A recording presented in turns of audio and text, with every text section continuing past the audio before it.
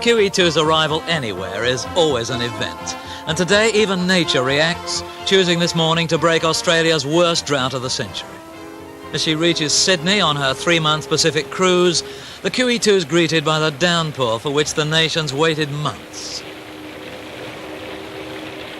Most of the 1,400 passengers and 1,000 crew have also been anticipating this great harbour into which, despite the weather, they're not unescorted. Some valiant Poms turn out to show their sodden flags and sound their sirens.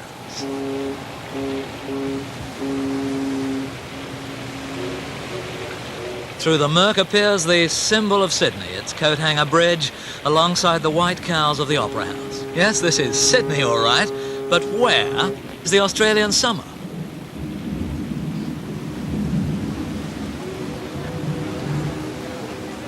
Even on such a morning, such a place, normal shipboard activities continue.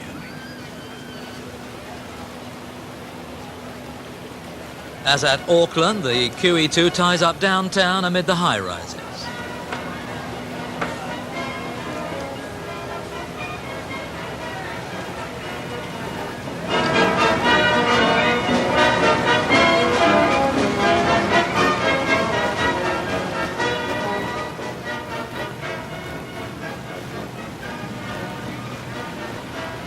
The docking's observed anxiously by the master of the Qe2, Captain Arnold.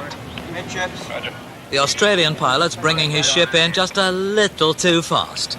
And should the Qe2 hit a dockside, even gently, it can be a most expensive sound. Just thrust us home. And wouldn't you know it, the Qe2's owner, Nigel Brokes, has to be on the bridge too, pretending not to notice. But everybody else did. So we're... By the time Sydney's fearful morning rush hour begins, the Qe2 is already safely tucked into the sodden city.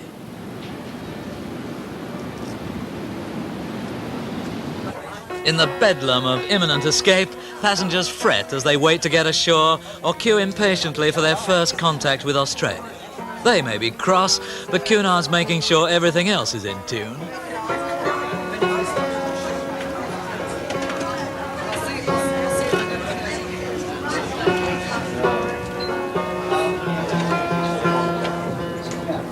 The first arrival on board, some of Sydney's formidable press anxious to interview a few passengers by the throat.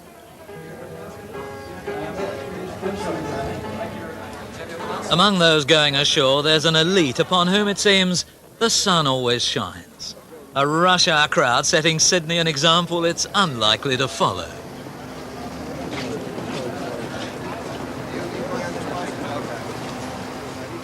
Indeed, the basic transport provided for such resplendent seafarers has trouble living up to its passengers. Lovely this evening.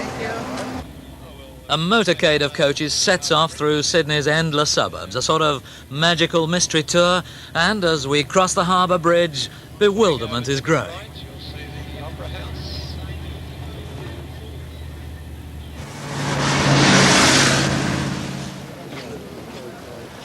First a lot of coaches, then a lot of queuing.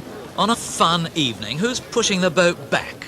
And come to that, who have we travelled all this way in all our finery to meet? What ultimate dignitary awaits at the summit? Is it royalty? The Prime Minister? The President?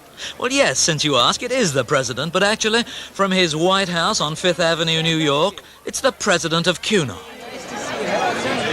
Do you remember Dorothy, my wife? Yes, I do. He's a former Madison Avenue marketing man with one of those silver tongues. You look just beautiful. Hello, sir. How are you? This is Dorothy Bonham, my wife. I looked at her and I thought, look who's talking. That was very sweet. How are you doing? Nice to see you. How are you doing? What a beautiful dress you have this evening. Cunard, a quintessentially English institution and ambassador for the British way of life since 1840, still means the Clyde and Southampton to most people. Yet, despite the Qe2's British captain, officers and crew, the line's now controlled from the United States by President Ralph M. Barner. Nice to see you. I met your father last time. Miriam Nisolo. Hello, how are you? Nice to see you. Little guessing the happy surprise that awaits, cruisers queue patiently to be nicely seen. Nice to see you.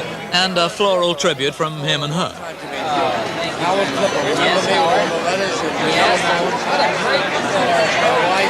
Miss Clipper, how are you? Nice to see you.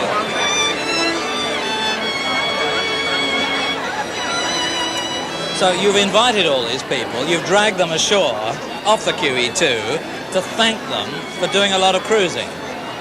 Well, that's a reasonably fair statement of what we're doing, yes. Alan, we've invited people from 28 countries tonight who have made a practice of seeing the world on the world's greatest ship. And to pay tribute to them, we have an Australian evening planned for them here. Now, you're doing this every year? Every year, yes. In some exotic spot? We started in the Ritz, no less, in London, and we had a grand affair with 175 people. Last year we took over the Shangri-La Hotel in Singapore and had 300 people, and tonight we have 400 people here in Australia. Now what this is doing is just to encourage them to book next year. Oh, I wouldn't think that's our main purpose. Our main purpose is to create a little extra excitement for them as a part of their journey around the world. And make them feel special, because they are. They've kept the Qe2 on world cruising. Now what about the future of the Qe2? You see, I mean, she's now controlled from New York by you. She is the ultimate British ship. Are you giving the ultimate British ship an American accent? I think we're giving a very British ship international flair. I think that's probably a fair way of putting it. Because certainly the majority of your cruisers are Americans, there's no question about that. Yeah, but that's not unusual. The old queens were heavily patronized by Americans, and they were very British. But don't they come on this ship because it's British, not because it's American, as it Oh, were? no, they come on this ship because of a lot of reasons, not the least of which is Americans love the Brits. Ah, yes, yes. Now, is there a danger, you'll tell me if I'm being fair about this, is there a danger that you're changing a marvelous international restaurant into a very competent American steakhouse? Oh, that's a little overpowering. Which restaurant are you referring to? Well, the Qe2. Oh, we are taking a great ship and trying to maintain her traditions, but reaching into the future, Alan, so that she doesn't become outdated. We have to keep up with the time.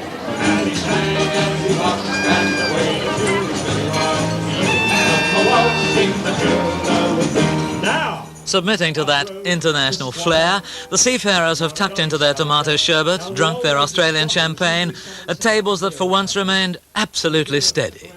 You see, he was very, very posh. I say, look here, where's that jolly jumper that you've got in your tucker bag?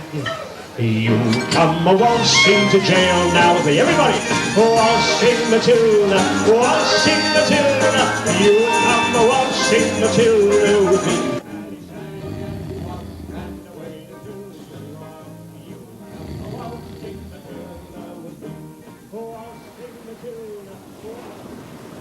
Upon her Pacific Odyssey, the Qe2 sails north towards Brisbane. On this ship today, there are some 1,200 passengers who are paying anything from £200 to £800 per cabin per day. And as you can see, there are plenty of cabins, and there are 6 of these decks. This is the door between upstairs, downstairs in mid-Pacific. For these are the fortunate few. And on this side of the door, more than 1,000 crew whose job it is to make it worthwhile for them to spend that kind of money.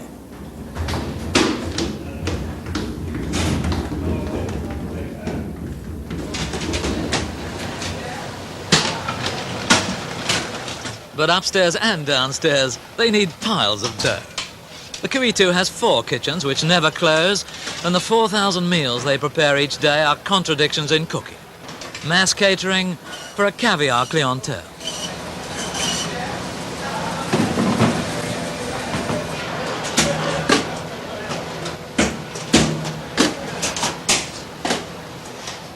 Qe2 recipes usually start, take 2,000 eggs,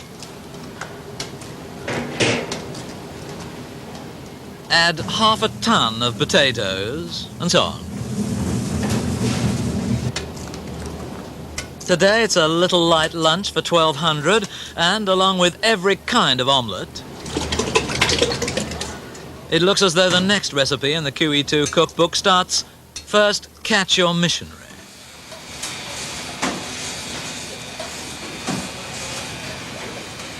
But you can't cook for 1,200 in a saucepan, and critical cruisers may not be satisfied by a minestrone, however well paddled. People do come on the Qe2 and have publicly said that they come on to test the skills of the chef or of the people on board. Executive Chef John Bainbridge.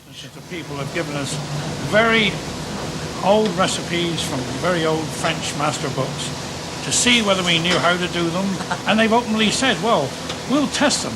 But, you know, people I don't think walk into the Ritz in London and say, well, let's test them, but on the ship it seems to be the thing, you know. Because you do ask for it, don't you, by saying you can have whatever anything you want in the world. Well, we have to market the ship. I think the food has been, I'll say, interesting. It's improved greatly since we have a new table, and the people at our table a lot of them are gourmets. We have a wine expert, and we take great delight in coming up with a challenge. Every day we vote on our menu, we vote on our dessert, we vote on the wines, and so all of us expanding. Our clothes are going to have to get elastic shortly. Now, your husband told me that he wasn't eating lunch.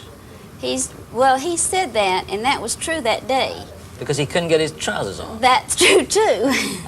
We're both having a little difficulty in that area.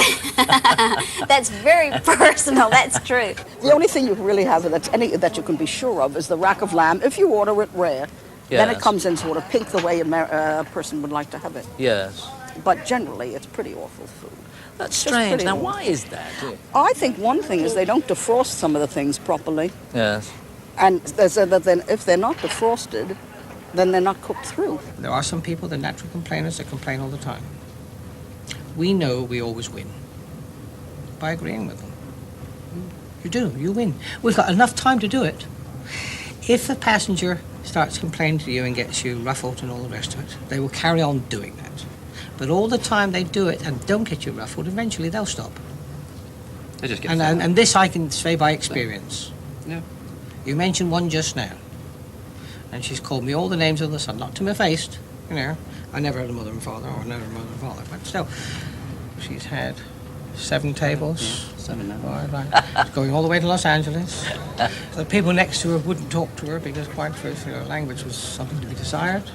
But we can't do anything about that. No. So how do you set about handling them? I mean, people come in. You're pretty severe with them. I've seen you operating, actually. You don't stand any nonsense. I detect that. You've got a reign of terror going quickly. So. No, it's not reign of terror.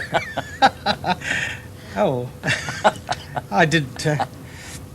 Well, I suppose you have to control it. This you must do, and truthfully, I suppose one of the hardest days that we have at sea is sailing day. You know. And sometimes we get a sailing day and a docking day together. It's no good. And that is when you are giving the people their seats. Because this is a sort of stage, isn't it, really? And you set the scene. And you're the performers, really. Oh, yeah. This is part of their day. This is what the people are there for, and everybody's watching you. And so you have to give your all. It's no good just, coming to work and think, no, I don't feel like it. It's you can't do it. It's showbiz. Oh, of course it is, yeah. yes. Here we are. Ah, that's amazing. Oh, yes. Thank you. But there again, I like the English dishes. Such as sausage and mash, and bubble and squeak, milk puddings, and meat puddings, shepherd's pie. I'm very partial to a bit of lobster. I like a bit of lobster, and I like a lot of fish. I do eat a lot of fish. If you want a meat pudding or a meat pie, if you ask for it, you'll get it. If you want a shepherd's pie, same as Joe last night. Had lovely shepherd's pie. It smelled lovely, didn't it? Yeah. And so we can have that tonight. So. Now, on a caviar and champagne cruise like this, when you order a drink, what do you order? Always, I'm a beer drinker. I like a lager. My wife likes a Guinness. people are having today steaks with lobster tails on the top. Yeah. Surf and turf, they call them. Steaks with crab meat on, crab meat with caviar on, honeydew melon with caviar on, and I mean, that's ostentatious consumption. Yeah, I would isn't it? think That's so. stupid. Really, there's no rhyme or reason to it, other than the fact that someone fancies it, shall we say. That somebody wants to spend. They want to spend as much as they can of Cunard's money. Really. They want to get their money. Well, it could be said that way. I suppose we're not cheap. I think that there's very generous helpings, and you can have too much, really. But I think the flavors are lost in the big batch cooking, and this can happen, can't it? If you're cooking for 1,200 people, that's And they're sparing on salt because people are salt conscious now, and so you don't things are not salted, which for me it doesn't have the flavor, you know. Now, how many times have you been on the Qe2? Well, I've been on I've jumped on board the ship 8 times. 8? 8 different times, yes. So the flavor's, over the years. The flavor's not too bad, at any rate. I don't come for the food. Ah. I come for the lovely life you can have. It is a lovely life.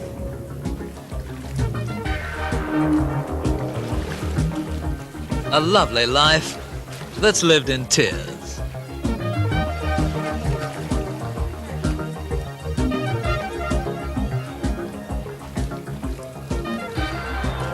Upstairs on the passengers' number 1 deck, where they've all paid to sunbathe, chess. Downstairs on the crew deck, where they're being paid, backgammon. Together they staff a floating hotel which has 20 penthouses with balconies, each with a splendid sea view. There are also 46 suites and 860 bedrooms. And as a rule, the closer you get to the waterline, the less experienced the attention, the more modest the cabin. Hi, Jim. How long are you going to be, darling? Sailing before the mast has acquired a different flavour these days. Captain Bligh would be staggered by the relationship between passengers and crew. I had a little old man, 92, last world cruise, and the ship was a bit rocky, you know, and he was very shaky himself, you know, he couldn't get into the shower, and he was very distressed because he hadn't had a shower for 3 days, so he asked me, would I give him a shower? So I asked the steward, and the steward said, well, I'm not giving it to him, you know. So I felt sorry for him, so I went in when he was undressed, stood him in the shower, turned the shower on, kept my eyes, you know, shoulder level, you know, and shook the shower over his head. So this is all right for a couple of days, but after a while he got cheeky, you see, and he used to say, you're not drying down there.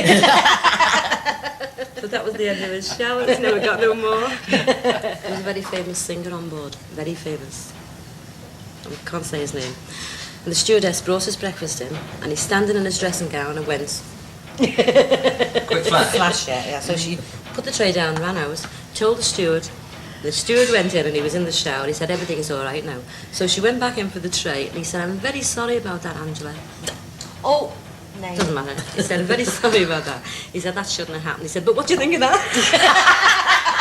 You do get passengers say, I'm talking about couples now, come and have a drink. And they feel most offended. You're trying to do your work in the evening, right? They may have friends in, oh, this is my steward Alan. And they're really over the moon to introduce you to their friends. This is, oh, he's terrific, or whatever, you know, whoever the steward is. Have a drink. And, all right, in the old days, you daren't do it because you'd be in trouble for it. But now, I don't say you're allowed to do it, but you still do it for that reason. I've got a passenger that won't be called Mrs. Phillips, which is her surname. She wants to be called Virginia. She won't, you know, she won't have it. And to start with, I did call her Mrs. Phillips, but she wouldn't have it. She insisted I called her Virginia. And, you know, she's a very nice lady. I've got another one, Mrs. Catherine Lovering. She's a very old lady. I go in the mornings, and I must call her Catherine. You know, it's funny.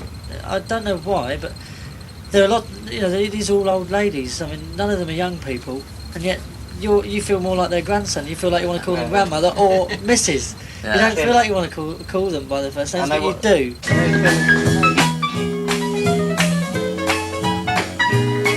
When the red robin comes bobbing along. Passengers who can afford the time and the money for such a 3-month cruise are, of course, usually elderly, often American, mainly women.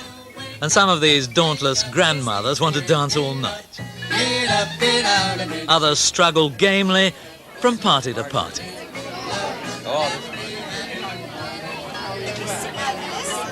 But some are more traditional and tranquil.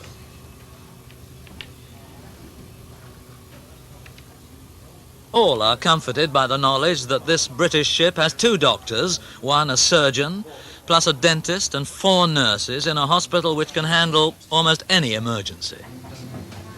And they take your injection and they give it to you.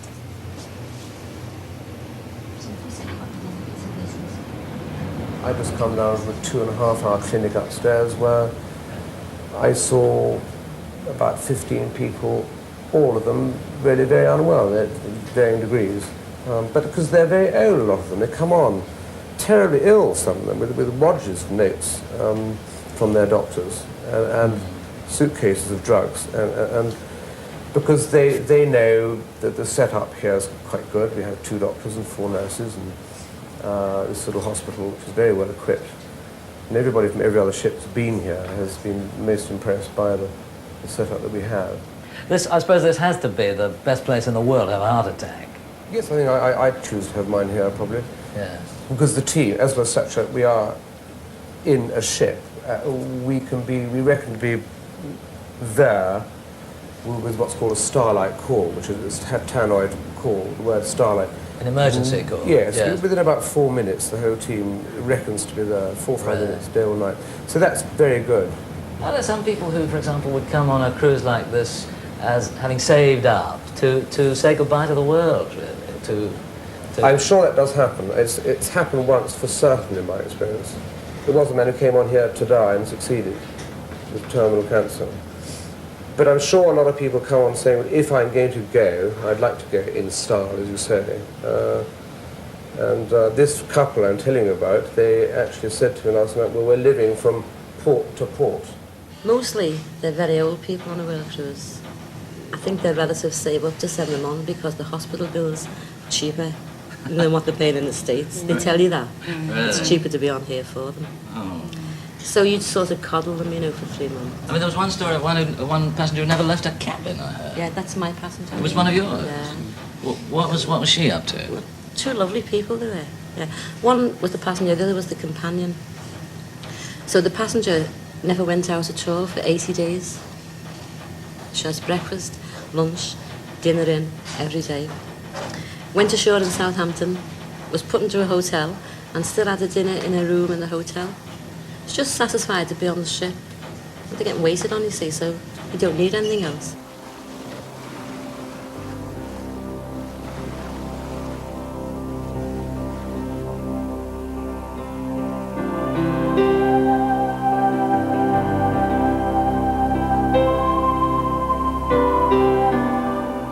Nearing the tropics now, and the Qe2 arrives in brilliant sunshine at Brisbane's brand new port.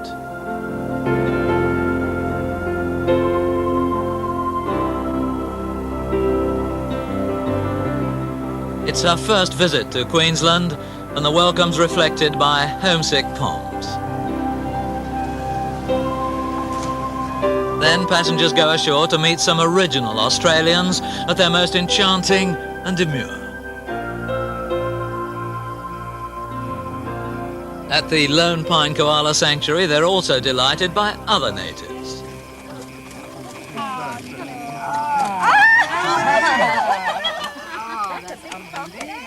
Also enjoying the koalas, the Qe2's most shy passenger, a Mexican multimillionaire who's number 3 in the list of the world's tanker owners, Sergio Balonas.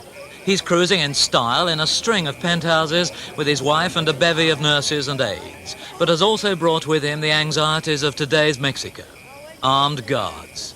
Fearful lest his children are kidnapped, he employs security men whenever the family ventures ashore, though only feels really safe when back on board.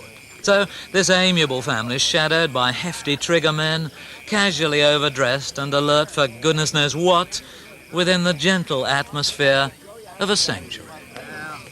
Oh, they got my money. That's all that matters. whitish marking down the back, so when they're in the freeze, it breaks up the whole image of the quality. It's an albino. You don't get many others? It's the only one known in the world at the moment, so it's very, very rare. Cruisers pose for the sanctuary's cameramen. Equally obliging, the 83 available koalas also tolerate considerable indignity without a cross gesture, and when not on camera, tend to doze, despite the company. Oh, thank you. Their claws, however, are designed for climbing trees, not dresses.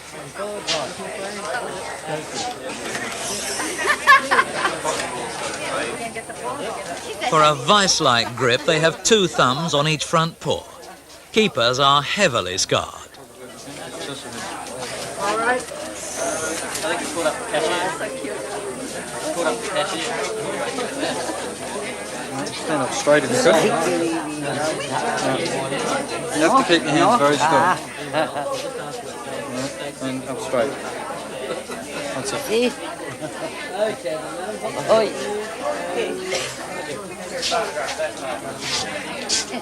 Come on. Keep that at your seat. Pull that out for me. John, grab this one. Bring out the 46D cup koala, please. What is it? Slide? Okay. I'll heave your son. With teeth clenched and many an anxious grimace, cruisers escape with their pictures scratch-free.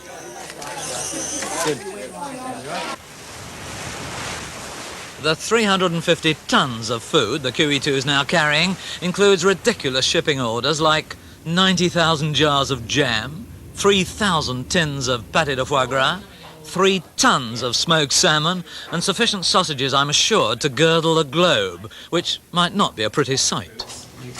We have a store of roughly about £750,000 value in stock. £750,000 worth of food? Our food, yes. And how long could the ship sail without being stocked up again? I would say something about 2 to 3 weeks, no more than 3 weeks. With all this, I would have thought you could have gone for months. It'd be amazing how much our passengers request it. We're eating a lot. You're eating a lot, I can yes. tell, my waistline tells me. I have the same problem. Now this is all one enormous fridge. Yes, this is where we keep all our loin porks, roast beef, and different kinds of meats. And we have about another 6 fridges like this. And we have an old pig, which suckling there, which we use on the luncheon buffets. That's quite a favourite of our passengers, actually. Another favourite must be their store of 45,000 bottles of wine and 13,000 bottles of whiskey, 41 different brands, for the 4 passenger restaurants and 7 bars. To preserve the balance in these 30 walk-in fridges, the ship also carries 25,000 gallons of milk. But within this safe, there's another safe guarding the price pearls of the Caspian. We take a third of the world's caviar, and at the present moment we have somewhere in the region about £160,000 worth. Goodness me, then it is worth it's quite picking up worth, and running yes. with. How did, can I see? What's, Yes. It comes in these... These comes in here. And then we have this is the That's the beluga, that's the best. This is the finest, yes. Yeah. Yes, and then we have... Oh, this is all beluga up here. This is all beluga here. Yeah. And then on this one over here we have the saruga. That's the cheap stuff. The saruga, yes. We use about £20 a day in weight. And and that is about £1,000 worth a day. £1,000 money? £1,000 money, sterling. Yes, yes. That's a lot of caviar. So some people are eating their way through their tickets, really. And some people say they never see it, they never eat it. So all I can assume is that some people eat plenty. Well, don't look at me. Although I have to confess, it's my greatest weakness, but who can afford it anywhere else? That's true. Yeah. My steward has told me that some passengers have asked for caviar sandwiches. Oh, yeah. And caviar omelettes and, and caviar souffle. Well, It's you know, mad. the way it's gone today is, you're right when you say it's mad, because I really think myself that caviar should only be served one way. Of course. On its own, chilled with a glass of vodka. Champagnes and wines are stored quite casually, but then they won't be here long, and the motion of the ship precludes the carrying of older wines. Vintage port is unknown, so sensibly they offer the best of the younger vintages. And now your premium, here's a Tattinger. It's blankety blank. Yes, how much is that? That's, oh dear, what the hell's the price of that now? I think it's 48, it's too expensive. It's too expensive for me, anyway. Here's a... Louis Roder, a Crystal. A Cristal. Yes, that's $55 a bottle. 76. Finishing up with Dom Perignon. Dom Perignon at $58 a bottle. A vintage 75. Right. Now, are you selling that? Yes, we're doing it very, very well on that. We've sold well over 250 bottles so far. Not the engine room, the beer store. It's mainly for the crew, who have 4 bars and a quite phenomenal daily consumption.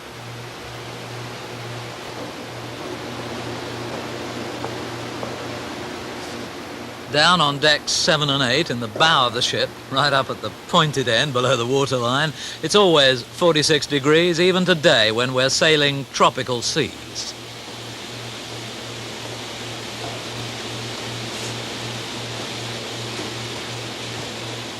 So in absolutely splendid condition, the beer's piped straight through to the Pig and Whistle, where it's well received at 31 pence a pint.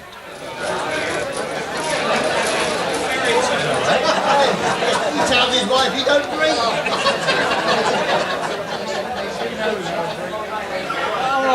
One of the 4 crew bars, the Castaways, is gay.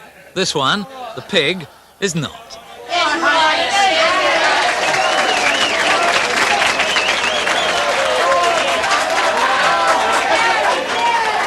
Young fellas do sometimes have a few too many drinks, and some of them have problems at home which they don't tell anyone around, and they keep it to themselves, and it may come out when they've had a few drinks. So we have a lot of young men in the kitchens. We have 137 men here working, and we have a lot of older, experienced men who've been with us on the old Queens, and they blend in very well with the young ones. So if sometimes we run against a problem with our crew, it's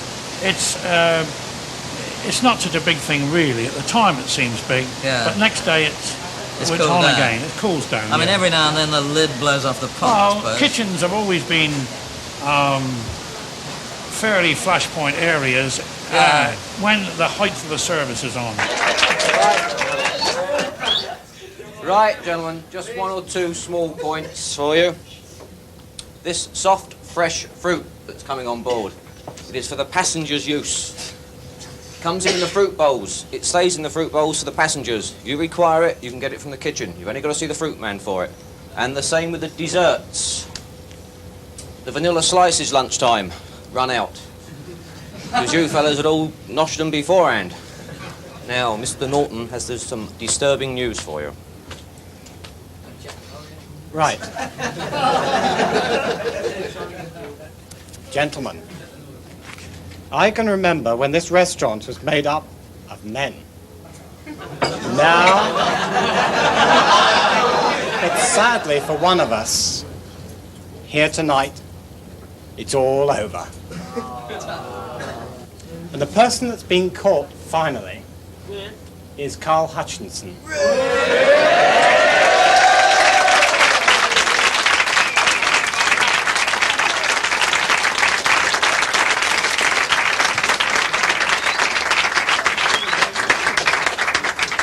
Our sincerest good wishes for tomorrow and his wedding day. Carl.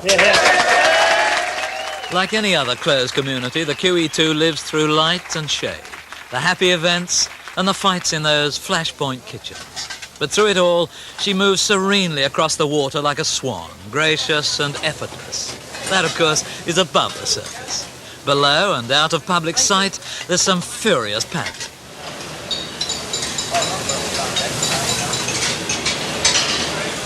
So that passengers may live in elegant calm, the crew must strive endlessly in their various ways. Happy birthday to you.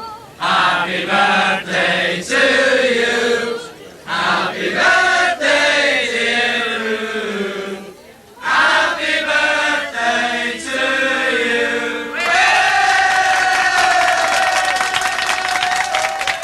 service can vary. I think if you're lucky to have two good waiters, you've got splendid service. And I think it could be very, very good all over. It's just that you're dealing with British. I think things have changed. Now, I'm, as you know, been in the hotel trade so many years, and I think for the last 10 years, things have changed. You do not get, you have, these workers are now got their times, and they have to have their certain double pay for Saturdays or Sundays, holidays, and all this has altered the friendly and the bond between hoteliers and their workers, I think. And so same with the ship and the crew? Yes, of course. This is a hotel, isn't it? Yes. It's a 5-star hotel, just not the food is 5-star. And if they start doing this, which you get on the show, I mean, I've had them where they start doing this. Yeah. Or they start going, steward, and they start whistling to you. Uh-huh. Or not even that, it's just their attitude. Ah. Some passengers you get can't wait. Now, this ship, as you know, is run by the English standards. You know, we think now the main people are Americans who like quick, fast service. Yes. And they'll be in and out. And now, an American sometimes will come in and he won't sit down. He'll pick up the menu and he'll give you your order straight away. And he'll say, "Steward, I want now." You know, and you're sort of thinking, and if you get them out as quick as you can. Now, 35 minutes. It took me to give a passenger a starter, a main course, and a sweet, and coffee. 35 minutes. Now that's fast. Yeah. And sometimes they still say it's slow. Now we've been here 35 minutes, Stuart, and we can't tolerate it anymore. What's the table number there? This is 266. Once every week, the Qe2 receives a going over few stationary 5-star hotels could sustain. The hotel manager's staff give the Columbia restaurant its regular ferocious inspection.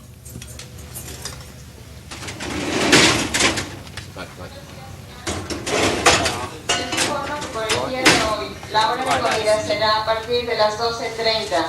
Repito, por el día de hoy, la hora de comida será a partir de las 12:30. Muchas Head waiter's gracias. trolley, sir.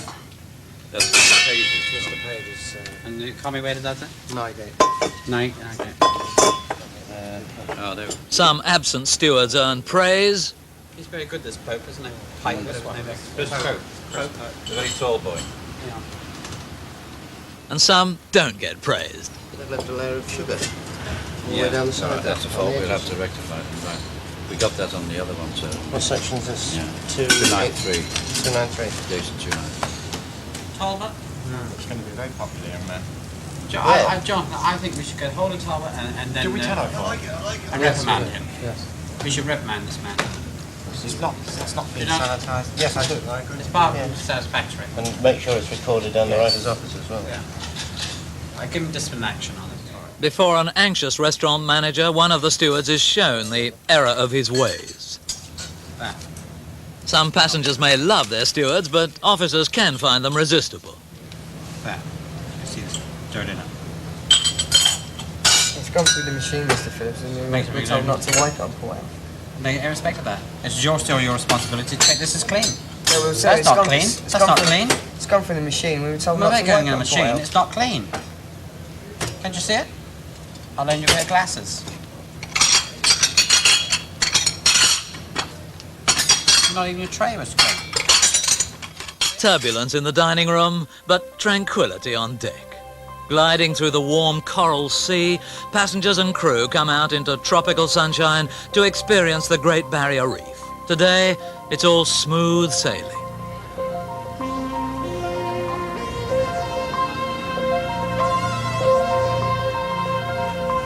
Good morning, ladies and gentlemen. This is Captain Stanley speaking.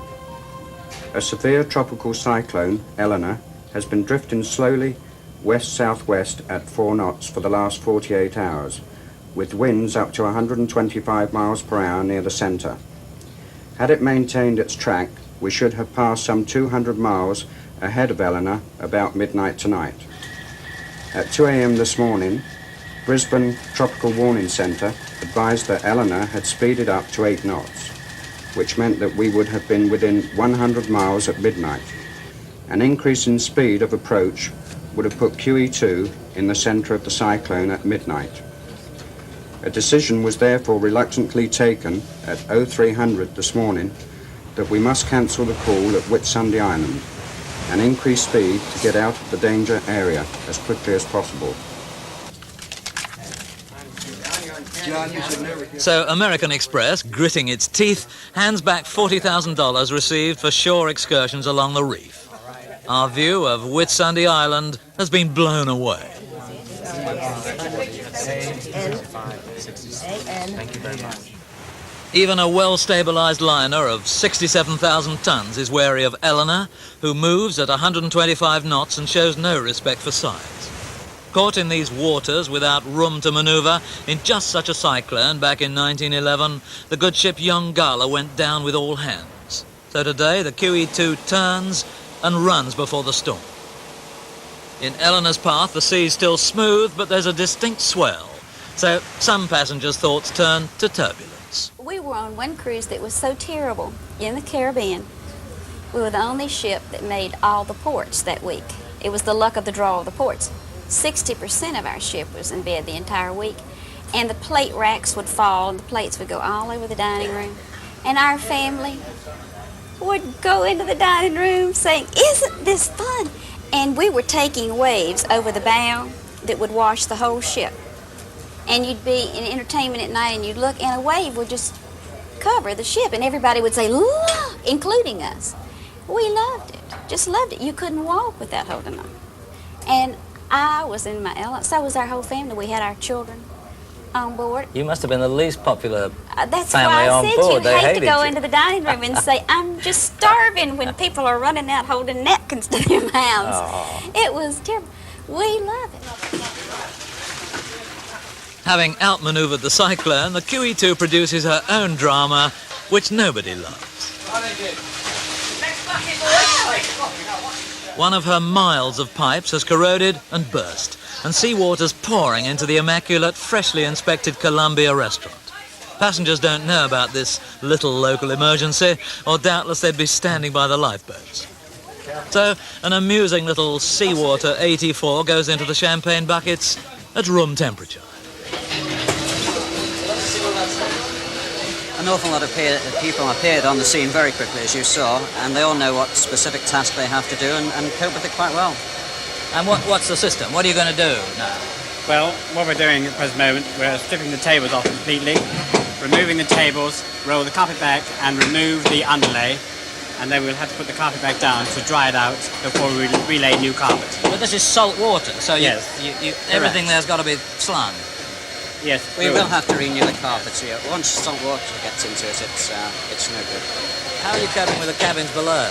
Well, unfortunately, the water that seeped through the deck onto the one deck below, we managed to stop the water going into the cabins, and we contain it in the alleyway, which means we'll do the same operation down there as we've done up here and replace the alleyway carpet.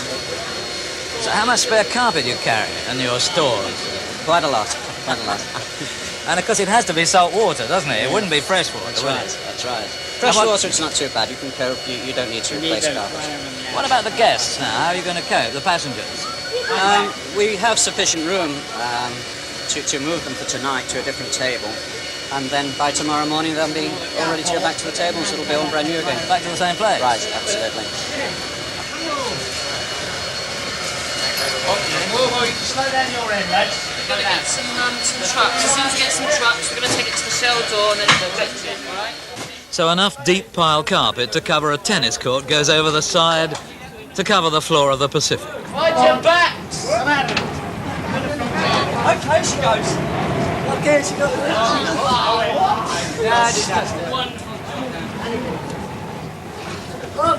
After all the tiny dramas of the day, cruisers return with relief to the trough.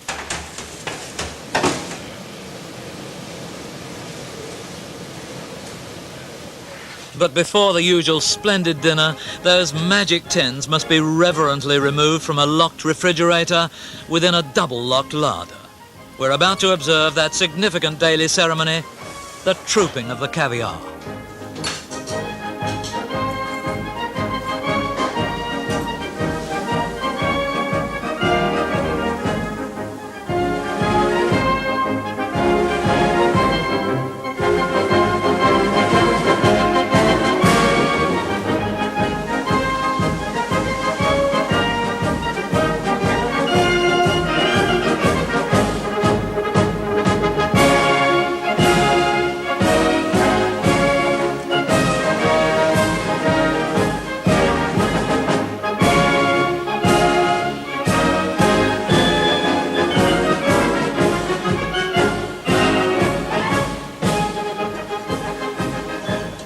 crew don't get caviar on their mess decks, but they get just about everything else in help-yourself quantities.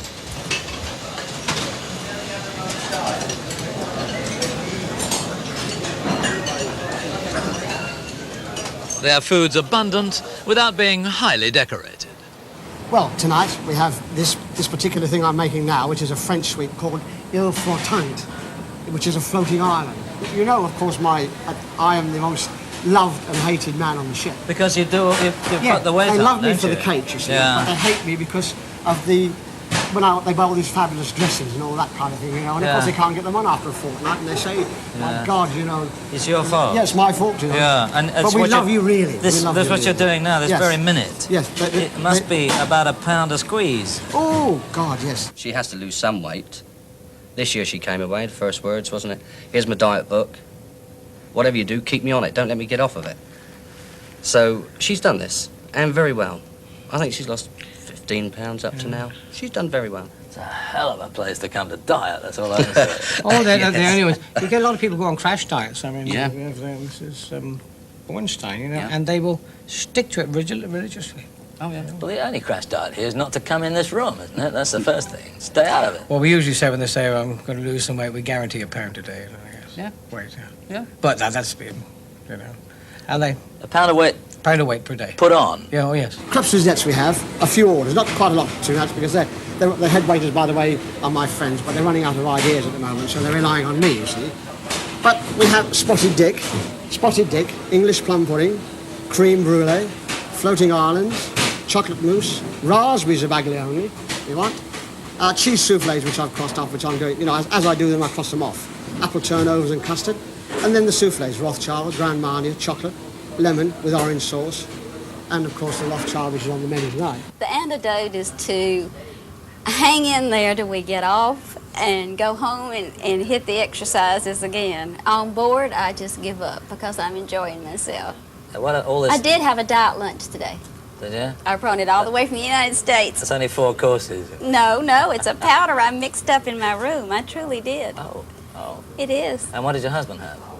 He went to lunch.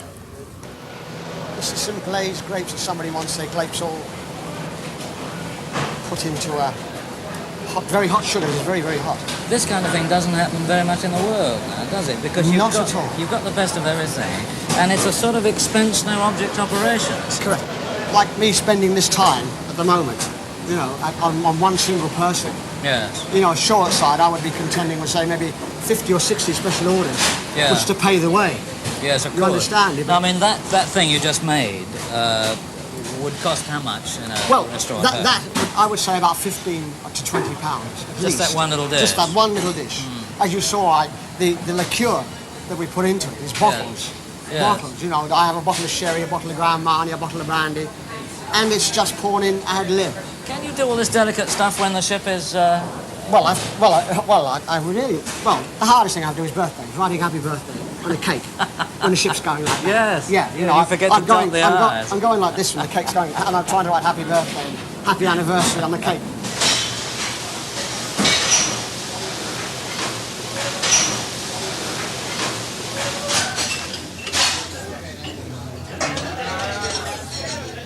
Working 3 months on, 1 month off, for around £6,400 a year, all found, stewards have a sought-after job these days and no longer need rely upon tips, which at any level below decks is the one unmentionable subject. Well, there's no such thing as a favourite passenger. The big tippers have got to be favourite to start with. No. Strange to say no. Everybody's treated the same way. Now, for argument's sake, on a cruise like this, you have some people give you something regularly. Some go all the way through the cruise. You never know. I mean, this is a touchy subject, but you never know whether you're going to get something at the end. But it doesn't make any difference. You treat them all the same. You don't know till the end of the trip what sort of trip is there going to be. As long as people are nice. It doesn't all revolve around It doesn't tips. if they come and say bye-bye, Miss, thank you very much for looking after us. Bye-bye. See you again. It revolves around It's the people, one that not scoot tips. away. I mean, you don't know till the end of the trip what sort of trip is there going to be. When you're not doing a job, really, for tips.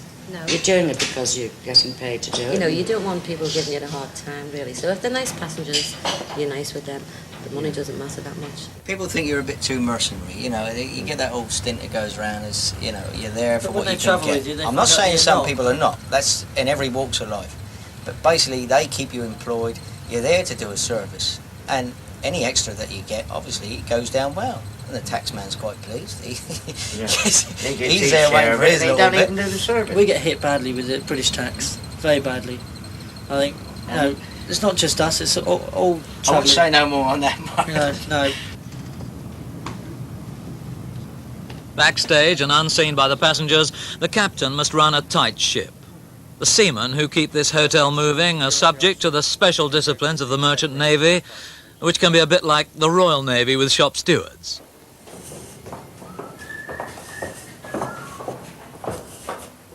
Though 15 years old, conditions aboard the Qe2 are good, and 80% of the crew cabins are singles or doubles.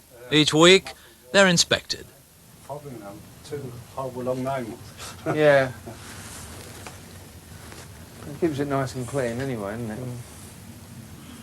Those look a bit tatty, Charlie. That life jacket you used to have. No, it's all right. Look in his wardrobes. See if Yeah. he's keeping those tidy.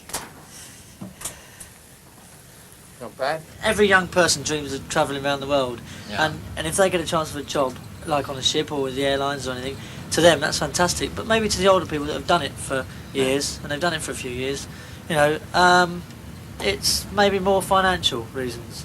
But with the younger people, I'd say the majority of younger people, it's definitely travelling. Nowadays, the way people travel, one place is exactly the same as another. A city is a city. There are the added attractions which you look at, but the language is about the only different thing now you see. There's people want to sell you things, you want to buy things, and that's about basically what it is. That's what happens everywhere. Yeah, this is it, you know, and you get very disillusioned with it. You read all the brochures, but when you actually see it for yourself, well, we're lucky because we get paid for it. But people that pay a lot of money, I don't know how they feel afterwards, I'm sure. But most of those people, having solved the main problem of the day, which is what to wear for dinner, do seem quite satisfied.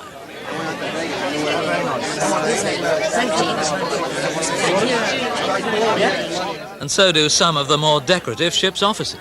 It's a man's world, and we're the only four of us actually, 4 female officers amongst, I don't know, 50 officers? There's 50 male officers, so when you go in the wardroom, it's come and sit at my table.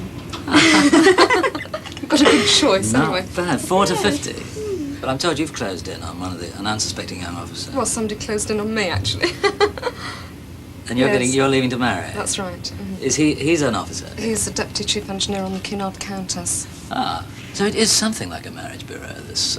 Well, I think in the 2 years that I've been here, I think 7 nurses have left, and nearly all of them, apart from one, have got married to officers from the ships. So I think it is a bit of a marriage bureau, really. So if you play your cards right... Who knows? You're scouting around. I'm chatting to the punters. I'd have more social life for the crew. Would you? Definitely, yes. Yeah. Women don't have much. Definitely. Nothing for women. No, there's nothing. It's just either you go to the Pig and Whistle every night and get drunk, So we you don't stay drink. and you read a book. You know, there's just nothing. But on the smaller ships, you're more organised because you're together more. You're like a family. I mean, you and I, if you were waiting on the ship, could walk up the gangway together and we wouldn't see each other for 3 months. Yes. You know, it's that big. There was a joiner, he came on board and he was in his civvies, in a suit. And I said, oh, hello, so-and-so, you know, and he said, hello, mate. I said, have a nice leave.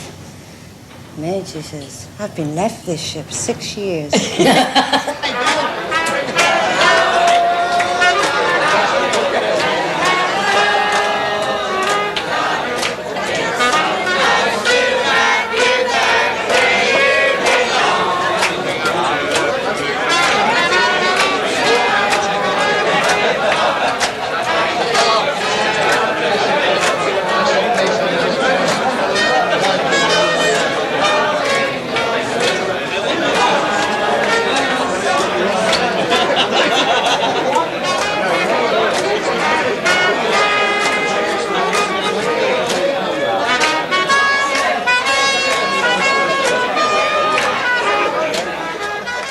Also making their own entertainment, the restaurant stewards, dealing at the same time a nasty blow to the belief that all stewards are limp-wristed.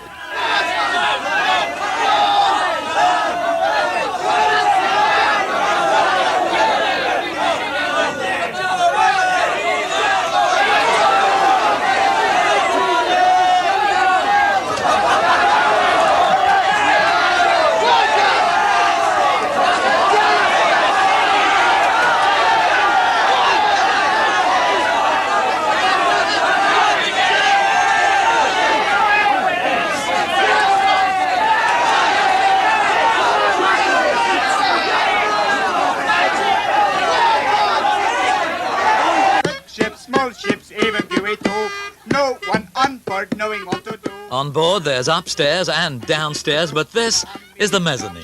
The Wardrum's winter cruise show, a romp full of in-jokes appreciated by officers and their guests. The captain, some wives, a few favoured passengers. At a British Leyland factory near Birmingham yesterday, there was an industrial accident in which a body worker lost 2 fingers. He didn't actually notice the loss until he had said good night to the foreman. Now, would you do this job ashore? No. No. Ah. No. Now, what does that Well, say? we did this job ashore, 70 hours a week.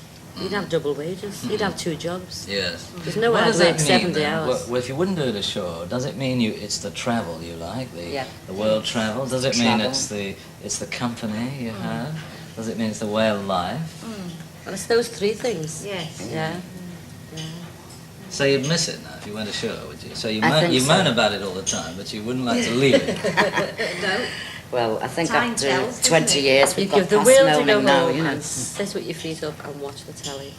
But then after a month, you're ready to come back on the ship again. You're bored, I think you yeah. miss friends. It's like a town, the ship. It's like a big family. Actually, I've seen stewardesses and stewards retire, and they've really been broken-hearted. You know, who've got no one, who've got no family, no sisters Nothing or at home, brothers, no. nothing. And this has been their life, as you said before, about 30-odd years. But there's married to the ship. Yeah, exactly, yeah, exactly. Yeah. So it's a way of life, isn't it? I mean, we Different have to got a everybody family else's, if yeah. we want to go. We've got somebody to go home to. But you've got an awful lot of people that see that happen. You know. So we're a little breed on our own, aren't we?